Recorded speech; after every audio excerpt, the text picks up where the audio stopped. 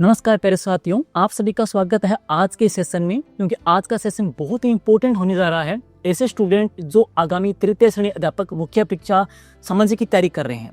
क्योंकि उन बच्चों के बार बार मैसेज आ रहे थे कि हम ये वाइड सब्जेक्ट है, लेंथी सब्जेक्ट है, इतना मैटर इसका बिखरा हुआ है, कैसे इसको मैनेज करें, कैसे तैयारी करें। तो सारी जिज्ञासाओं का समाधान आज के सेशन में होने जा रहा है। क्योंकि आज अपने साथ में हैं बाबूलाल जी, जिन्होंने विगत तृतीय श्रेणी अध्यापक मुख्य परीक्षा में ऊल राजस्थान में चौथी रैंक पाई थी। तो बाबूलाल जी का इस बहुत बड़ी एक परचम और सफलता में बहुत बड़ी मेहनत रही थी और हमारे सेशन में बाबूलाल जी का स्वागत है। Thank you sir. और राजस्थानी मान सम्मान का प्रतीक राजस्थान का जो परिधान है पगड़ी से हम इनका स्वागत करने जा रहे हैं। बाबूलाल जी, स्वागत है आपका। Thank you sir. कॉन्ग्रेचुलेशन जी। Thank you sir.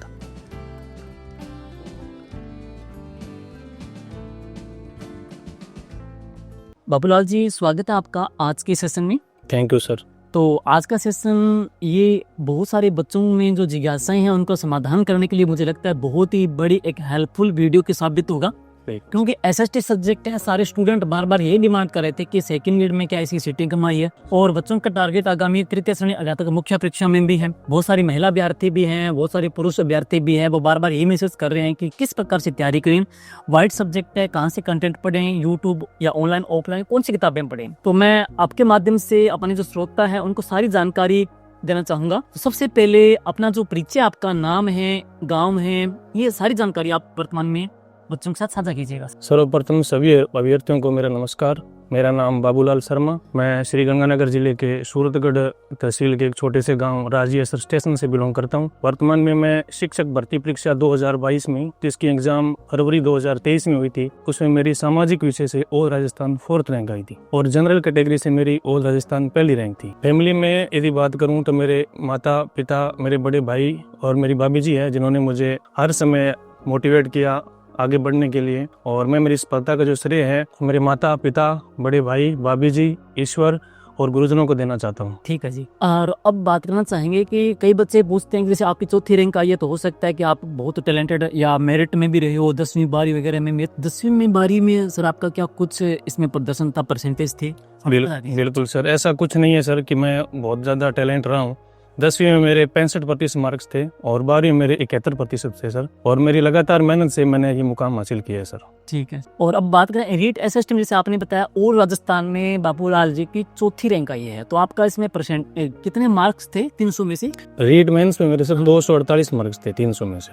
ठीक है, बहुत बड़ा स्कोर है, बहुत शानदार स्कोर है। क्योंकि तभी जा करके इतने स्टूडेंट को इन्होंने काट करके इतनी अच्छी रैंक पे आए हैं। तो हम आगे की सब बहुत इंपॉर्टेंट वीडियो है, मिस मत करना। क्योंकि आगे सबसे मेन मुद्दा आगे आने वाला है, जहाँ पे आपको क्या सारे सब्जेक्ट के बारे में अपने साथ ये डिस्कस करेंगे कि इन्होंने किस प्रकार से जो एक एग्जाम जो रद्द हो गया था उसके टूटने के बाद में उसमें अच्छे नंबर के बावजूद में वापस कमबैक किया और किस प्रकार से एक नया परचम लहराया था। तो अब ये आपका वर्तमान पद स्थापन आपने कहाँ बताया? मेरा पद स्थापन सर वर्तमान में राजकीय उच्च माध्यमिक विद्यालय देईदासपुरा है, जो मेरे गांव के 10-12 किलोमीटर करीब है, पास में ही है, श्री गंगानगर जिले। ठीक है। अब बात करेंगे कंपटीशन लाइन में आपने कब से कदम रखा और सबसे पहला कंपटीशन जो आपने फेस किया, जिसका एग्जाम दिया आपने, वो कौन? सर कंपटीशन लाइन में तो वैसे मैं 12वीं करने के बाद कंपटीशन लाइन में था। पहले मैंने राजस्थान पुलिस, पटवारी, ग्राम सेवक के भी एग्जाम दिए थे और फिर 2020 में मैंने बीएड की और बीएड करते ही 2021 वाली रीट की वैकेंसी आई सर। तो उसमें मेरे 133 मार्क्स थे सर 150 में से, लेकिन वो कुछ खामियों की वजह से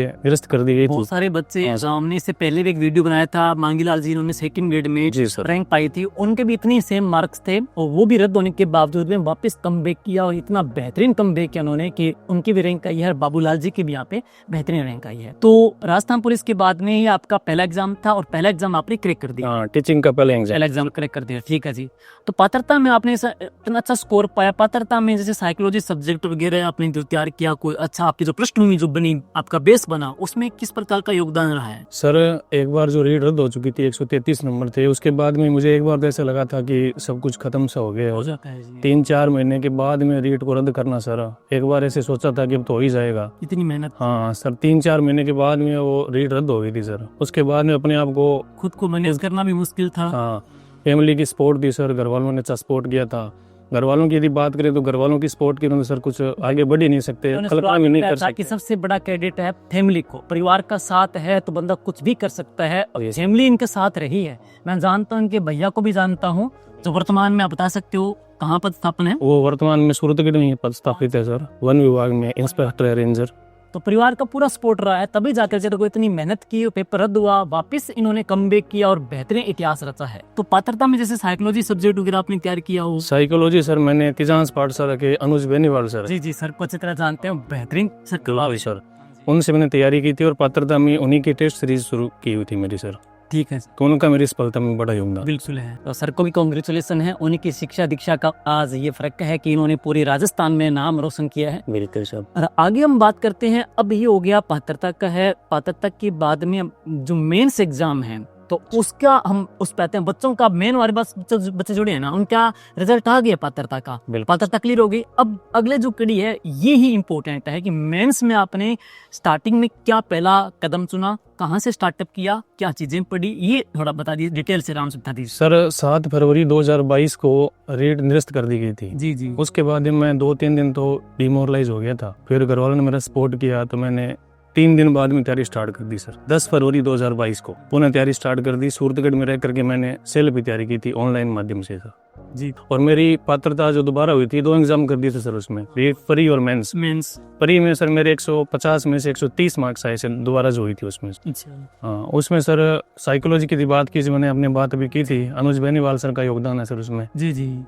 फिर मैंने मेंस की तैयारी स्टार्ट की सर। पात्रता देने के बाद मैंने मेंस की तैयारी स्टार्ट कर दी सर। तो उसमें मेरे मैंने बताई थी सर 248 मार्क्स थे मेरे, 300 में से। जी।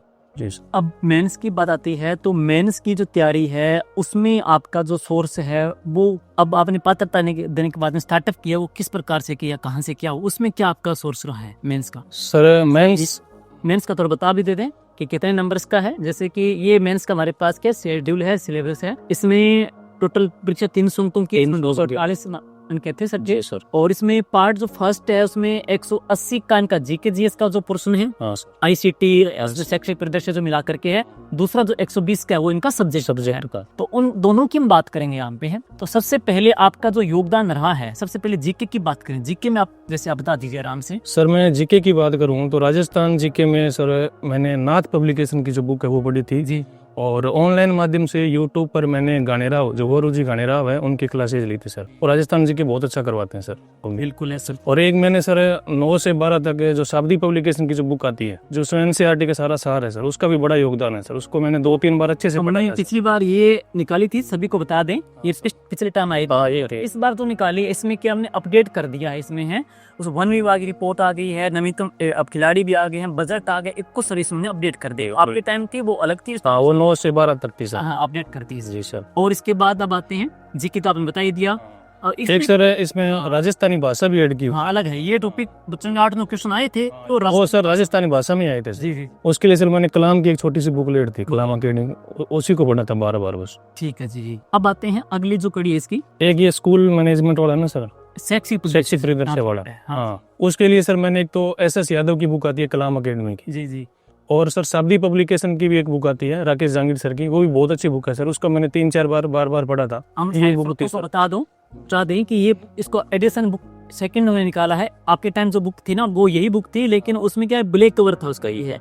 इसको हमने अपडेट कर दिया है सरकार की नवीनतम योजनाओं के साथ में है। बच्चों के द्वारा बहुत ही सराही जा रही है, बेहतरीन बुक है। तो आपकी सफलता में भी सर इसको मैंने 3-4 बार अच्छे से पढ़ा था सर। आगे अब है अगला जो पार्ट, इसमें एक करंट जीके का है सर। करंट जीके मैंने सर कलाम अकेडमी की बुकलेट थी, टेस्ट सीरीज जो चलती थी सूरतगढ़ में, वो साथ में बुकलेट देते थे सर। तो कलाम अकेडमी की बुकलेट है, उसी से मैंने तैयार किया था। साथ में यूट्यूब का भी सहारा लिया था सर। और करंट की सर आपकी भी क्लासें लगती थी, उसको मैंने देखा था। करंट के टाइम क्लासें लगाई थी, एग्जाम के टाइम हमने लास्ट टाइम में है शॉर्ट क्लास, उससे भी बहुत लाभ हुआ सर। अब आते हैं मेन जो बच्चों का जो विषय है उसी पे मेन बिंदु पे आते हैं। देखो भाई, साइकोलॉजी के लिए बात करें तो इसमें सीक्वाल पब्लिकेशन की बुक आती है, अच्छी बुक है सीक्वाल पब्लिकेशन, उससे को मैंने पढ़ा था सर। ठीक है जी। अब है आपका थोड़ा सब्जेक्ट, तो आप बताइएगा। देखो सब्जेक्ट में आपके क्या है, 60 क्वेश्चन आने हैं। 60 क्वेश्चन सर, 120 मार्क्स के। 120 नंबर के हैं। ज्योग्राफी के 15 आने हैं, 15 हिस्ट्री के आने हैं, 15 पॉलिटी के आने हैं, 15 इको के आने हैं। तो इसका आपका सामाजिक का आपका बेस कैसे बना, क्या कंटेंट आपने किस प्रकार से तैयार किया? सर सामाजिक के लिए सबसे पहले तो मैंने 6 से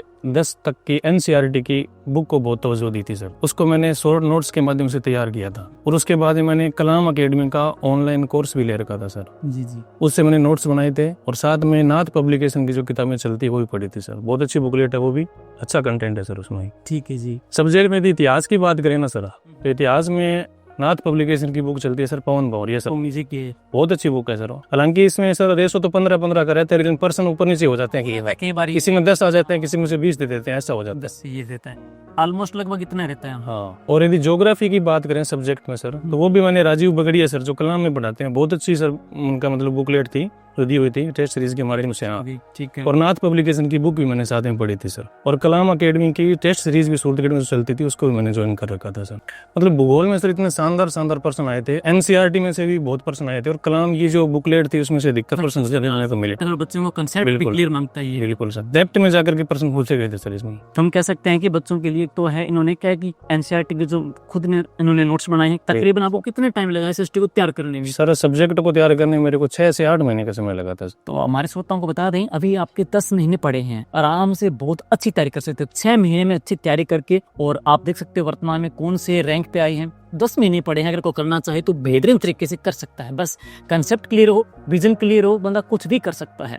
जैसे इन्होंने बताया कि NCERT कंप्लीट तैयार के शॉर्ट नोट्स बनाए, प्लस कलाम का पढ़ा, नाथ का पढ़ा, जो भी टीचर आपको सूटेबल लगता हो वहां से आप कंसेप्ट क्लियर कीजिएगा। अब एक बड़ा बच्चों का जिज्ञासा रहती है, पॉलिटिकल रहती है। पॉलिटिकली सर बात करें तो मैंने NCERT तो पढ़ी थी सर, NCERT सारी पढ़ी थी। साथ में मैंने नाथ पब्लिकेशन की जो बुकलेट आती है सर, एक राकेश भास्कर सर की है, वो बहुत अच्छी बुकलेट है सर। केवल वो मतलब 140 या 150 पेज की बुकलेट है। अधिकतर पर्सन उनमें से सर आए थे, बहुत ही अच्छा कंटेंट दे रखा है सर उसमें।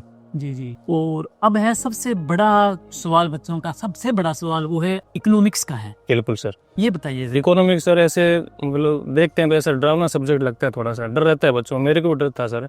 लेकिन मैंने कलाम अकेडमी से अनुज कुलहरी सर हैं जिन्होंने ऑनलाइन क्लासें दी थी, वहीं से मैंने इसको तैयार किया था। साथ में गणपत जी सर का भी मैंने ऐप ले रखा था, गणपत जी राजपुरोहित हैं सर, उनका भी ऐप ले रखा था। उन्होंने भी बहुत अच्छी साइको वो करवाई थी इकोनॉमिक्स सर। बता दें हमारे स्टूडेंट को कि पीछे जैसे मांगीलाल जी ने वीडियो बनाया था, तो उन्होंने भी क्या कि इकोनॉमिक्स में है गणपत जी का ही उन्होंने यूट्यूब से क्लासों से कंसेप्ट तैयार किया। अब जैसे इन्होंने बताया है बाबूलाल जी ने है, तो गणपत सर का भी बहुत बड़ा योगदान इसमें रहा है, इकोनॉमिक्स के अंदर भी है। तो ये है तकरीबन आपको इनको 6 महीने लगे हैं भाई। तो अब क्या है कि जो स्टूडेंट है उनका एग्जाम 17 जनवरी 2026 को है। तो एक क्या अच्छी सलाह देना चाहूंगे बच्चों को कि SST सब्जेक्ट बच्चों को अपनी विवेक से किस प्रकार से कैसे तैयार करें, ताकि उनके मन में एक डर है, क्योंकि SST सब्जेक्ट बहुत वाइड सब्जेक्ट है। उसमें जियोग्राफी है, पॉलिटी है, इकोनॉमिक्स है, सारे इसमें कंफ्यूजन करने वाले हैं। तो ये टॉपिक कैसे तैयार करें ये बताना। सर मैं अभ्यर्थियों से यही कहना चाहूंगा कि NCERT बुक है उसको सबसे पहले पढ़ें अच्छे से, उससे कॉन्सेप्ट क्लियर हो जाएगा सर, क्योंकि चीजें उसमें आसान भाषा में दे रखी होती है। उसके बाद में कोई ऑनलाइन जो कोर्स है उसका सहारा ले सकते हैं, और फिर मतलब रिवीजन के लिए बार बार नए जो पुराने पर्सन है उनको पढ़ें सर, उससे अच्छी तैयारी हो जाती है सर। और टेस्ट आपने कब से दिए? जैसे फरवरी में आपका एग्जाम था, तो टेस्ट आपने कब से दिन स्टार्ट किए थे? सर लास्ट वाले 3 या 4 महीने जो टेस्ट चली थी उसी को दिया था सर मैंने, लास्ट वाला। हम कह सकते हैं कि एक सक्सेस का जो आधार है, पहले कंसेप्ट क्लियर हो, बिल्कुल उसके अकॉर्डिंग बुकलेट या नोट्स हो, और कोई यूट्यूब की या कहीं भी क्लासें लगा सकते हो। बाद में क्या टेस्ट सीरीज है। बिल्कुल सर। एक सर पुराने जो पर्सन है PYQ वो बहुत ज्यादा मायने रखते हैं सर। पुराने पर्सन MCQ, एक बार जैसे अपनी थ्योरी पढ़ ली सर, उसके बाद अपने को पता लगना चाहिए पर्सन आ किस प्रकार रहे हैं। एग्जाम का आजकल सर ट्रेंड बन रहा है वैसे ही, तो उसके अनुसार अपने आप को डालना होगा सर। और एक इसके अलावा बात करें तो जैसे कि NCERT है वही जाएगा, ये है NCERT का है, PYQ निकालना है और टेस्ट देना है। बिल्कुल सर। और भी बच्चों को कोई डाउट हो तो आप कमेंट बॉक्स में साथ ही कर सकते हो, जो भी आपके डाउट हो। बाकी उन्होंने बता दिया, देखो भटकने की तो 1000 रास्ते भटक सकते हो, लेकिन एक राह पकड़ लो और उस पर चलना है। आपको अच्छे तरीके से तैयारी करनी है। टाइम लंबा टाइम पड़ा है, और 10 महीने में इंसान कितनी बार सिलेबस कर सकता है। जैसे इन्होंने 6 महीने में SST को तैयार किया है, टूट गए थे 130-33 नंबर भी इन्होंने वहाँ पे लिए थे, रीट के अंदर है, रद्द भी हो गया, वापस कम बैक किया है, और बेहतरीन तरीके से इन्होंने ये तैयारी की है। अच्छे तरीके से आप तैयारी कर सकते हैं। और हमारे संपूर्ण प्लेटफॉर्म की ओर से, संपूर्ण टीम की ओर से आपको ढेरों शुभकामनाएं अग्रिम आपकी सफलता के लिए है। Thank you sir.